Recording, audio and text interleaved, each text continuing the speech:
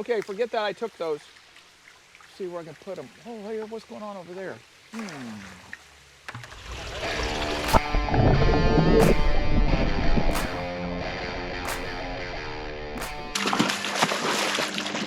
Hey everybody, welcome back to Florida Exotic. Today we're going out to check the yellow blaze lithos, but before we do, I'm going to get these fish out of here. These are Congo Eretmodus, and there's just a tremendous amount of them. So I'm going to take them out of here and move them outside into a tank that I've gotten ready. These are, as everybody knows, these are Eretmodus cyanostictus, and these are a Congo variety. A lot of people call these the blue spots because when they're get a little bit bigger, they get a blue spot on them. Faces all over the place. Beautiful fish, hot fish. I mean, we've never ever had this many. I mean, this is almost crazy. And I think it's all because Tony's got his new, well, Glenn developed it. Tony's been using the hatcher on them. Now these guys are the ones, I think we might have covered these one time. These are the biparental. That means that both the male and the female will share in the responsibility of carrying the babies. In fact, they pass them off to each other. So that's very unusual. And they're a bottom fish. They're a Goby. I call them, they're really a Tanganyikan Goby. Stay on the bottom. They can go good with Julies and Lilupis and other things. They'll hold their own. They're tough little fish. So I'm going to move all these out. Now we have one other variety of these. In the end tank over there, we have the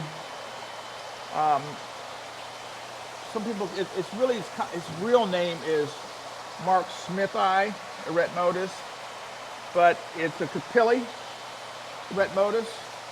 So that one I'm going to split. It's a tank down there. I'm going to split that into this tank, half and half, because there's so many of them down there. But anyway, we're going to head out and put them out. But I don't even know how many fish are in here. There could be a couple hundred. I don't know. Probably more than a couple hundred. There's some of our cool peacocks going out.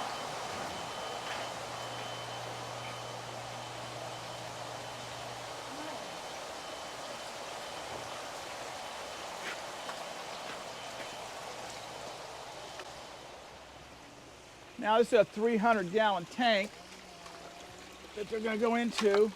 I cleaned it up today, but that's an incredible amount of Eretmodus. I mean, that's truly amazing.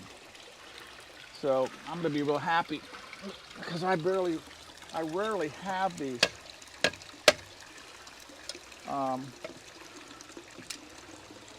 Well, I never have this kind of quantity, but they like to go under things. But once they get used to being out here, they just run around all over the place. So the temperature is probably very much the same. And I always like to let them out, let them start cruising. Maybe you guys can count them as they come out, and then somebody will tell me how many are in here. We'll have a bet, which I never pay off on. Apparently I don't even know how to bet, because apparently it's whatever number without going over.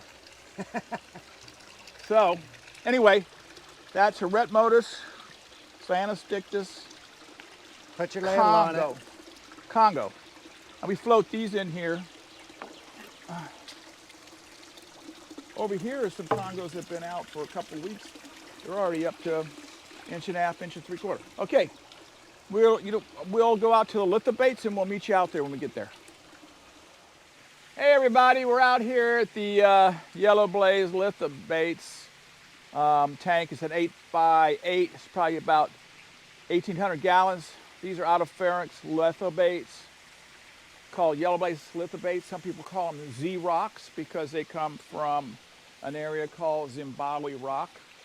I don't know if you guys, you've seen these things before, but these are what we catch the fish with. They're 4 foot wide, and this is probably a 20 footer, but we roll it up. So what we're out here doing right now is I just want to make sure that we're keeping up with the best males we can get, and what we're looking for is a real good blaze. I'm gonna check them while I'm here. They probably checked them recently. They check them all the time, but a real good blaze. And not every fish is gonna be showing it because, again, the dominant one is gonna be showing it. People say that if you were to come out here, are you pulling it tight, Glenn? I am right now. Okay, if you come out here, if you could mark these fish, that they'll take, almost not take turns, but don't let it splash this camera. They, morning, you know, especially the sips. I've seen the sips do it, where one male will be dominant, come back the next morning and it looks like another male is dominant. But anyway, these are YB. You're gonna take the net. Now look, a lot of people, this is what this fish should look like. I mean, I've seen people say, "Oh, look at my lithobates, isn't this beautiful?" And I go, "No, it's not. This is what we strive for. We want this super orange dorsal." And by the way, sometimes these breeders are not the best specimens as far as nicks, but we also want this right on them. We want this color on the dorsal. He's not going to hold still for me. That yellow, and then we want it to come down the nose. A little bit more in the sun. So that it's right down here. Now a lot of them, you see that all they really got now is just a little bit of a yellow dorsal. So I guess if you want to say we are line breeding this fish, we are. By the way, I got this shirt right here. We spoke out at the Rocky Mountain Cichlid Association. I mentioned to Matt that there's a big old nice female, nice chunky. I mentioned to Matt that one of my favorite fish, I always say one of my favorite fish, my favorite fish. I'd be hard pressed to tell you what my favorite is. Here's another male. I mean, that's gorgeous. And we want all of them to look like that. There's some males in here that, like, here's a male that's not fired up. But you can still see he's got yellow all over his head. Now, if we were to take this bad boy out of here, he'd probably fire up.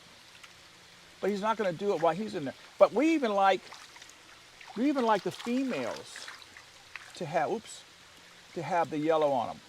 She's got eggs, we can't pop her. So we come out here, and the guys are really good about when they set these up for the breeder season, which is going on now.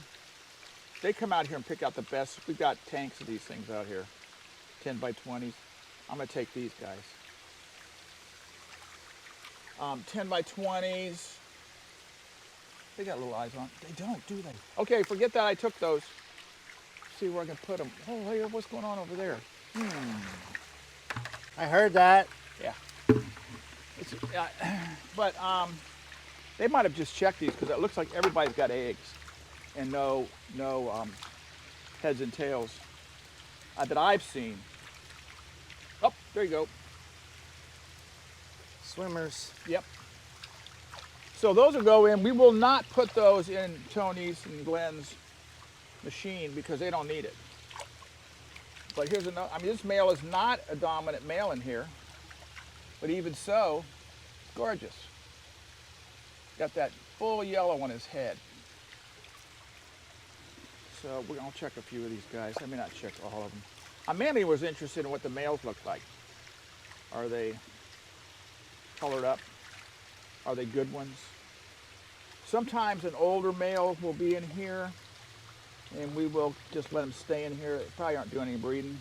It's another beauty. So every one of them has got what we want. So I know that the guys made sure. And it goes all the way down to the tail. Yeah. I mean, some of these fish that I see, I'm telling you, they haven't worked with them enough, or they just lost it. This fish has not been in the country, I don't think, in a long time.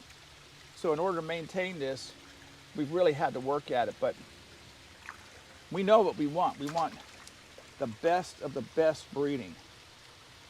So, and that's a nice chunky female. So I'm just saying they check these guys, and they're going to be checking them in another 2 weeks, because there's too many of them just holding eggs and not holding nothing ready to pop. So this is one of our best fish as far as sales go. Almost everybody who gets them orders these. So anyway, this is Autopharynx, Lithobates, yellow blaze lithos, and bottle rocks. Now there's another lithobate. It's the red top Aristochromis. That's what the name was originally on it. That's what I still call it. It really is an Autopharynx Lithobates red top. So we've got those also. Maybe we'll do those one day. So anyway, thanks for being on the farm. Hope you all enjoy it. And we'll catch you next time. Bye.